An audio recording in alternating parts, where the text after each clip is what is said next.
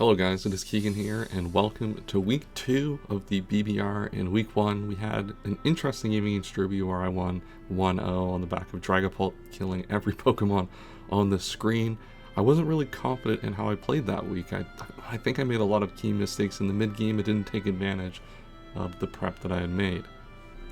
This week though, we were playing against Jay Ricky, another old head in the community. He's been around for quite a while.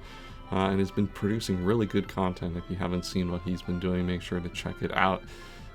Totally swamps the quality of what I am doing, but that is neither here nor there, so make sure you check him out. Let's get into the team that Jay Ricky has, though. A little bit of an interesting matchup this week, as you'll see. I gotta pull up the roster here. He has Iron Valiant, Heatran, Hydreigon, Slowbro, Clodsire, Rillaboom, Kilowattrel, Tyranitar, the Fire Tauros, Houndstone, and Vigoroth. So, interesting matchup this week. Once again, Iron Valiant on this team. Once again, his top tier threat doesn't have that great a matchup against me. My Volcarona set looking into does a really good job of handling pretty much all Iron Valiant sets. And I mean, I don't really need it for anything else this week. I can provide some key checks elsewhere in the matchup, but that is kind of 2 weeks in a row where we get a potential matchup here where we can really neutralize their top tier threat, and this is what Jay Ricky took first overall.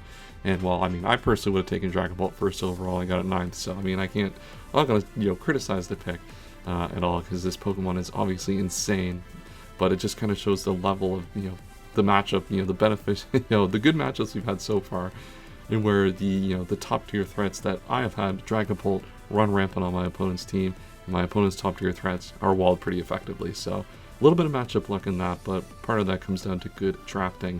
But the big thing you'll see in this matchup that is difficult is Clodsire. Clodsire is very difficult for me to break down, and my team is pretty weak to Hazard Stack.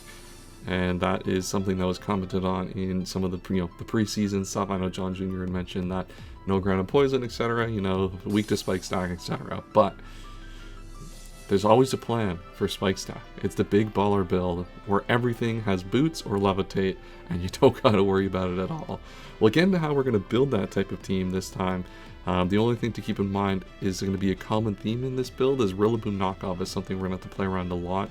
So a lot of the Pokemon are going to be tacked to make sure Rillaboom isn't that big of an issue in this matchup. Getting into the team here, you can see these 6 on the side here. We're bringing the low kicks, which has got a really interesting matchup. I'm super excited to bring this Pokemon. I was a little concerned we might not actually find a spot for it to thrive in this team, but week 2 we're already bringing it, so I can't complain. Let's start off with the Dragapult, though. This is Heavy Duty Boots special this week. We're running Draco Meteor, Surf, Shadow Ball, and U-Turn. A lot of speed here, and that's just to protect against Scarf. Rillaboom, once again, that's a Pokemon I really want to protect against. Knockoff is really strong against my team, so we do have to run the Timid this week. And honestly, one of the common themes also with this matchup is we don't really have a lot of OHKO potential against this team. So you're going to see a lot of the attack being moved into bulk, as we're basically in a lot of 2-hit KO calculations, or sometimes even worse than that. So it's going to be a lot of chip damage over the course of the battle to open up those, difficult to switch into turns. Dragapult obviously can break through Pokemon itself. Shadow Ball, Surf combination going to be very important against stuff like Heatran. Draco Meteor obviously does a lot of damage, but those Shadow Ball Draco combos and those Shadow Ball Surf combos going to be very important this week. So we still want the 252 special attack on that, but we only need the 192 plus speed to basically lock in this matchup in terms of speed tiers of what I think will be the most likely Scarfers to come. Next up we have a Volcarona Heavy Duty Boots. Once again, have a big baller build. We're running the 5 Heavy Duty Boots. Obviously we don't have it on XC. We'll get into that one next. But Morning Sun, U-Turn, Fire Dance, Psychic. This is a very defensive Pokemon. 120 plus speed, or 120 plus defense. 136 speed protects against Rillaboom once again without Choice Scarf, as we can Fiery Dance that from high. And you might wonder why Fiery Dance on a type of set like this.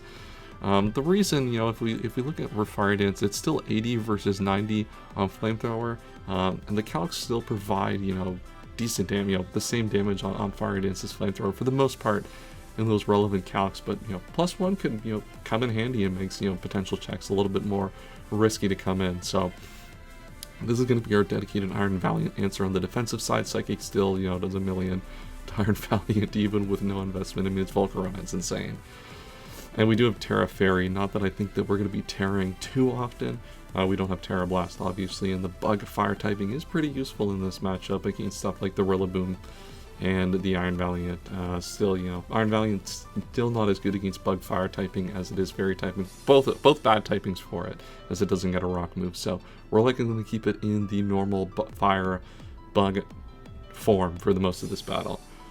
Next up, Uxie is in the build Colbur Berry. This is going to be one of our checks to Hydreigon, mainly because, you know, we can lure it. Not really sure what they want to do with the Terra this time. Terra Poison seems to be the most likely for the defensive aspect, so we're not going to be able to lure it with Colbur Berry early on in the battle.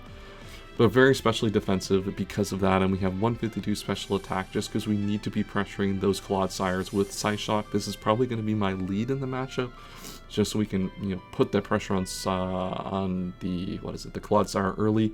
If he leads with something like Hydreigon, for example, then we have the Heavy Duty Boots Iron Hands on the back, which is very, very specially defensive, which we'll get into in a minute. But Stealth Rock, get our own rocks up. Once again, as I said, not a lot of Oko potential in this team, a lot of combo kills, so Stealth Rock's going to be a lot more important this week than it was last week. And then Dazzling Gleam, if he is Dragon type still, then we can lure it that way, or if he elects not to Terra, we have Dazzling Gleam for that lure potential on the Hydreigon. Also, the Colbur Berry can randomly work against something like Uxie, I mean not Uxie, against Rillaboom. Not that I expect him to knock off, but if he does get into a position where he's Scarf and locks himself in the knockoff, could be useful in that mid-game. And then stuff like Tyranitar, you know, potentially in those kind of endgame scenarios could be very useful there. Next up, we have Iron Hands. Once again, Heavy Duty Boots. This is fully specially defensive Iron Hands here this week, just as a way to switch into the Hydreigon. Hydreigon doesn't have a great matchup this week, realistically. Going to be really hard for him to gain, you know, pressure and momentum with that Pokemon. And while this set can't really hit the Iron Hands, you know, you can drop Dracos on me. I mean, I can just Drain Punch, gain some health back all day. I'm not concerned at all with that. So this is going to be my dedicated answer to that. Can potentially check a lot of other things like maybe Iron Valiant, not really. Good at stuff against stuff like Heatran as well. That's going to be another Pokemon to really take advantage of with this Iron Hands, but especially defensive Iron Hands. We do have to watch for Lava Plume, of course, but really, really good in that sense. And then here is the low kicks. This is a very interesting set as well. A lot of bulk, 236 obviously. Once again, we got to hit that Rillaboom speed tier. Very, very important in this matchup to focus our speed tiers around that Pokemon.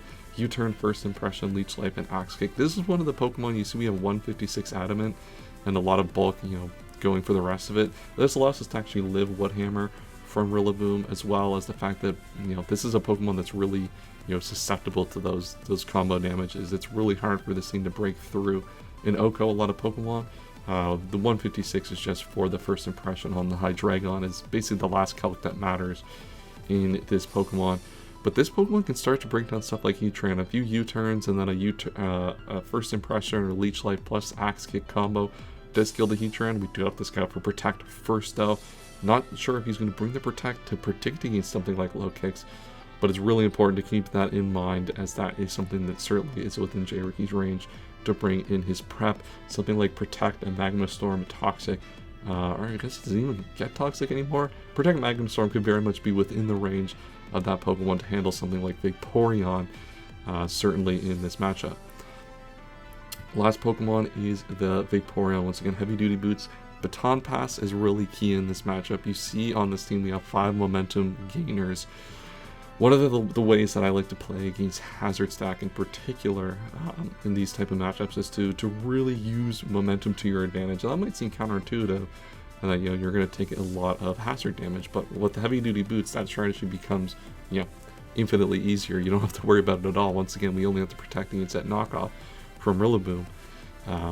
So Baton Pass really useful here, where you can, you know, lure in common things that come into this, like the Rillaboom. That's one of the reasons why this team is really Rillaboom centric in terms of a lot of the EVs and speed tiers, is because Rillaboom is invited in by Vaporeon, BP out, bring in the low kicks, for example, just deal massive damage, get a U-turn off, you know, stuff like that. This is a really good way to lure in those common threats that those common checks to Vaporeon are threats that I really, you know, Pokemon really want my threats in on. Surf, once again, deals damage to stuff like Heatran if we want, and then Ice Beam, you know, if I want to get aggressive on the Rillaboom, for example, if I'm BPing a few times, it gets low, then I can just Ice Beam, deal a bunch of damage. Which also, there's not really a lot of recovery on this team. So Wish, it was kind of 3 moves I really wanted on this with the Serpentine Pass and Ice Beam. So certain instances I can Wish up and bring that into Iron Hands. I can bring that into my Uxie just to give them a little more longevity in the game. Certainly I think is kind of how we're going to want to play this, especially with Baton Pass. That makes it a little easier to get those Pokemon in on a slower basis. So that is the team. Let me know what you think of the team in the comments down below. What would you have done differently in this matchup? Good luck to Jay Ricky in tomorrow's battle. I will see you guys then, and as always, have a wonderful day.